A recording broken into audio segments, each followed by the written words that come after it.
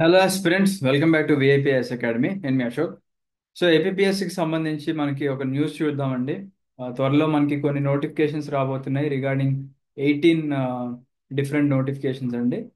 So 18 నోటిఫికేషన్ల జారీకి APSC సిద్ధం అని చెప్పేసి అంటున్నారు. సో మనకు తెలుసు, మనకి ఏపీలో కొత్త గవర్నమెంట్ ఫామ్ అవగానే ఫస్ట్ ఆఫ్ ఆల్ మనకి మెగా డిఎస్సి మీద సంతకం పెట్టారు. అండ్ దాని గురించి కూడా న్యూస్ మీరు చూసే ఉంటారు. అండ్ అఫీషియల్గా మనకు కొన్ని డేట్స్ కూడా వచ్చాయి, సిలబస్ కూడా బయటకు వచ్చింది. అండ్ మనకి తర్వాత కొద్దిగా గ్యాప్ వచ్చింది, ఎస్సీ సబ్ కేటగరైజేషన్ రిలేటెడ్గా కొద్దిగా గ్యాప్ వచ్చింది. తెలంగాణ కూడా దానికి ఓకే చెప్పింది, అండ్ ఏపీ గవర్నమెంట్ కూడా మనకి ఓకే చెప్పడంతో మనకి ఇక్కడ ఇచ్చారు చూడండి, ఎస్సీ వర్గీకరణ దృష్ట్యా శాఖల వారీగా రోస్టర్ పాయింట్లు కూడా వాళ్ళు ఖరారు చేసి ఇప్పుడు కొత్త సబ్ కేటగరైజేషన్ పరంగానే మనకు నోటిఫికేషన్లు కూడా ఎక్స్పెక్ట్ చేసుకోవచ్చు. సో ఈ నోటిఫికేషన్లు వస్తున్నాయి అనుకుంటే రిమైనింగ్ కూడా రెడీ అవుతూ ఉంటాయండి. ఇప్పుడు మనకి మే 3 నుంచి ఏపీ గ్రూప్ 1 మెయిన్స్ ఉంది.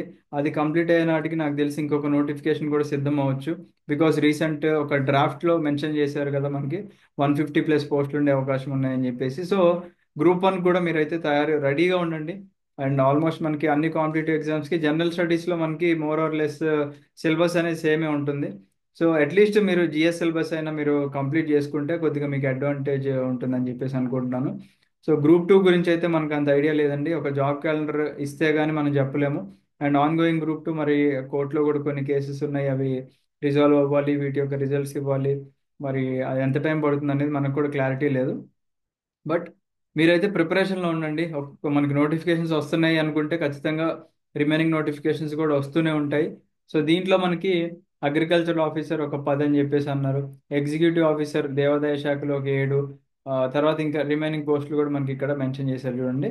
సో మనకు కొన్నిసార్లు ఏమవుతుందంటే పోస్టుల సంఖ్య సింగిల్ డిజిట్లో ఉంటే చాలా మంది భయపడతారు, చాలా మంది అప్లై కూడా చేయరు. అలాంటప్పుడు కాంపిటీషన్ అనేది చాలా అంటే చాలా తగ్గిపోతుంది. బట్ ఎప్పుడు కూడా అలా లైట్ తీసుకోకండి. అట్లీస్ట్ మీరు ఎగ్జామ్ రాస్తే మీకు ఆ ఎగ్జామ్ యొక్క ఫీల్ అనేది వస్తూ ఉంటుంది. అండ్ మీరు ఇదే ప్రిపరేషన్ ఫేస్లో ఉన్నట్టు మీకు ఒక సీరియస్నెస్ అనేది వస్తూ ఉంటుంది. మీరు ఏదైతే ఎలిజిబుల్ అవుతూ ఉంటారో ఊరికే కనీసం అప్లై చేయండి. అప్లై చేసి మీకు ఆ ఆ పర్టికులర్ ఎగ్జామ్కి ఒకవేళ సిలబస్ డిఫరెంట్ ఉంది అనుకుంటే అట్లీస్ట్ ఆ జనరల్ స్టడీస్ సిలబస్ అయినా మీరు ప్రిపేర్ అయ్యి వెళ్ళి రాస్తే మీకు లేటెస్ట్గా క్వశ్చన్స్ ఎలా అడుగుతున్నారని చెప్పేసి ఒక బేసిక్ ఐడియా ఉంటుంది అనమాట. అండ్ మీకు కూడా ఆ ఎగ్జామినేషన్ ఫియర్ అనేది కంటిన్యూ అవ్వకుంటూ వస్తుంది. సో దట్ మీరు మీరు టార్గెట్ ఎగ్జామ్ ఏదైతే పెట్టుకుంటారో దానికి మీరు రెడీగా ఉన్నట్టు మనం ప్లాన్ చేసుకోవచ్చు అనమాట. ఓకేనా? అండ్ గ్రూప్ 1 కూడా మన దాంట్లో కోచింగ్ స్టార్ట్ చేసాము. ఎవరికైనా ఇంట్రెస్ట్ ఉంది అనుకుంటే 8985237565 నెంబర్కి వాట్సాప్లో మెసేజ్ చేయండి.